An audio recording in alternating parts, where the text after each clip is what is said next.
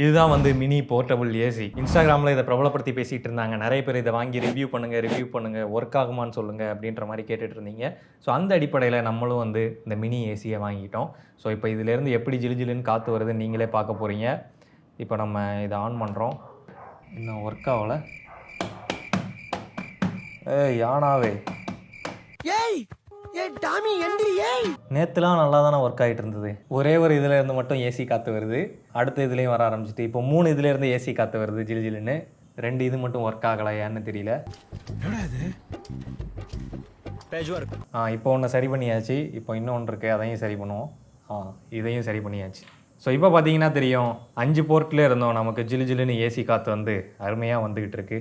ஆஹா, அதே மாதிரி ஃபேனும் வந்து கொடுத்துருக்காங்க. ஃபேன் ஆன் பண்ணோம் அப்படின்னாலும் பார்த்தீங்கன்னா தெரியும், அந்த ஈரத்தோட ஏசி காற்று வந்து நமக்கு இப்போ அடிக்க ஆரம்பிச்சிருக்கு. ஃபேன்லையும் ஸ்பீடு கண்ட்ரோல் கொடுத்துருக்காங்க. 3 ஸ்பீடு வரைக்கும் ஒர்க் ஆகும்.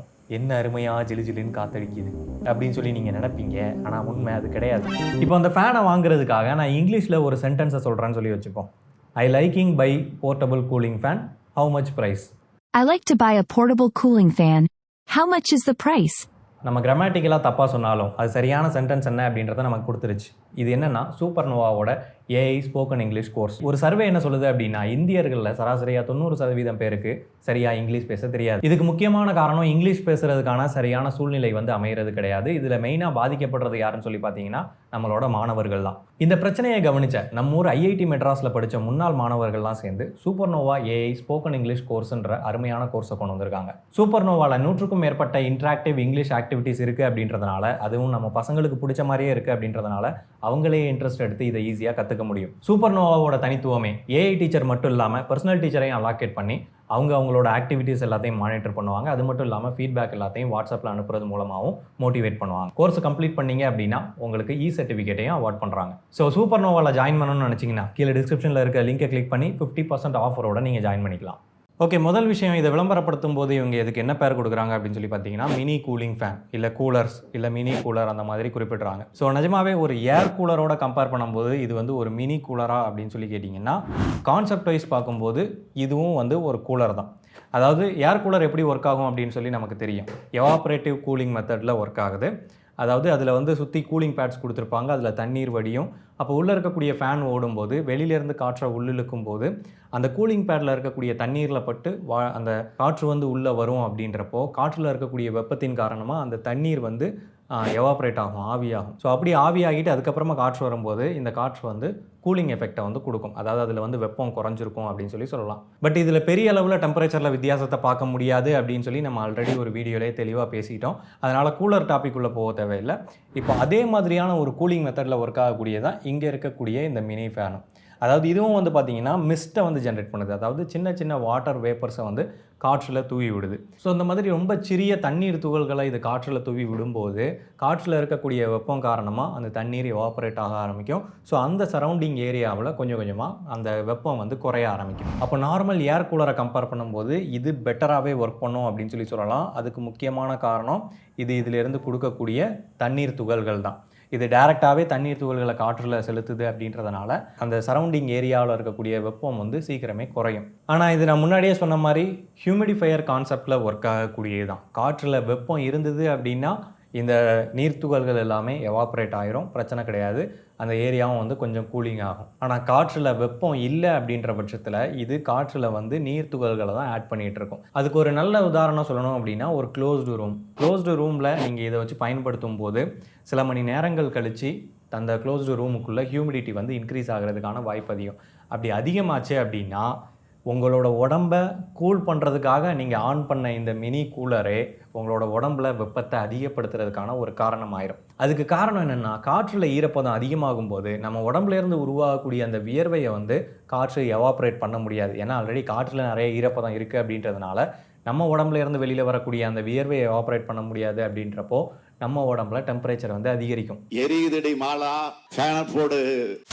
ஸோ அப்போ இதை நீங்கள் ஒரு நல்ல வென்டிலேட்டடான ஏரியாவில் பயன்படுத்தும் போது எந்த பிரச்சனையும் கிடையாது, உங்களுக்கு ஒரு நல்ல கூலிங் எஃபெக்ட் கிடைக்கும் அப்படின்னு சொல்லலாம்.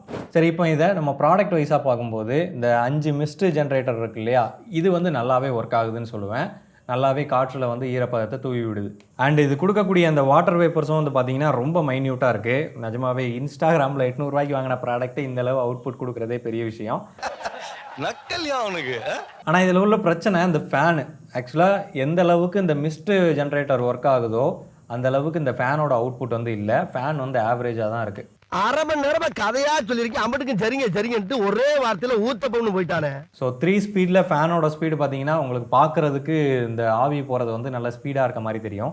பட் எனக்கு பார்த்தீங்கன்னா ஓரளவுக்கு தான் காற்றடிக்குது, பெருசாலாம் ஒன்றும் காற்றடிக்கலை.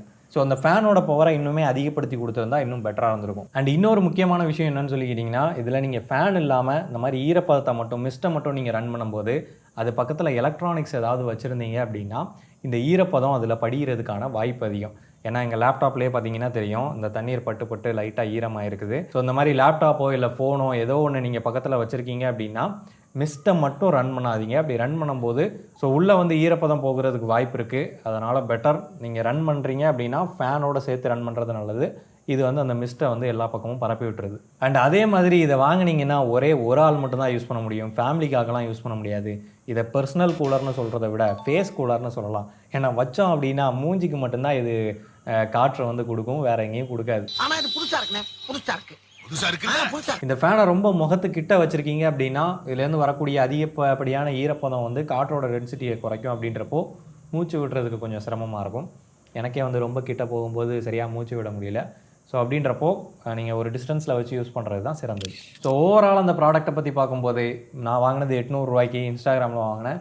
ஸோ 800 ரூபாய்க்கு இந்த மிஸ்ட் ஜென்ரேட்டருக்காக இது வாங்குறது வந்து ஒர்த்து தான். ஆனால் அதே சமயத்தில் இந்த மாதிரி இன்ஸ்டாகிராமில் வாங்கும்போது அதில் பலவிதமான பஞ்சாயத்துகளும் வரும். அதை பற்றி ஆல்ரெடி நம்ம வீடியோ போட்டிருக்கோம். அது ஒவ்வொரு செல்லரை பொறுத்து. எல்லாரும் அப்படி பண்ணுவாங்கன்னு சொல்லலை. ஒரு சில செல்லர்ஸ் வந்து அந்த மாதிரி என்ன சொல்கிறது ரீஃபண்டு இல்லை ரிட்டர்ன் பண்ணுறதுல பலவிதமான பிரச்சனைகளை வந்து கொடுப்பாங்க. ஸோ வாங்கிட்டு ஒர்க் ஆகலை அப்படின்னா அந்த 800 மொத்தமாக வேஸ்ட்டாக போகிறதுக்கும் வாய்ப்பு இருக்குது. அதனால் யோசிச்சு வாங்க. இல்லை அமேசானில் வாங்கலாம் அப்படின்னு சொல்லி நினச்சிங்கன்னா அதோட லிங்க்கை கீழே கொடுக்குறேன், உங்களோட விருப்பம். தெரியுது, நீ மூடு. இவ்வளோதான் அந்த வீடியோ உங்களுக்கு பிடிச்சிருக்கும் புரிஞ்சிருக்கும் அப்படின்னு சொல்லி நம்புகிறேன். மூச்சு விட முடியல. பையிங் ஃபேக்ஸ் சேனலுக்கு சப்ஸ்கிரைப் பண்ணுங்கள். நன்றி. இந்த ஃபேனு இன்னும் கொஞ்சம் பவர்ஃபுல்லாக இருந்தால் நல்லா இருந்திருக்கும். இங்கே போனோம்னா காற்றடிக்க மாட்டேங்குது, கிட்ட வந்தால் மட்டும்தான் காற்றடிக்கும்.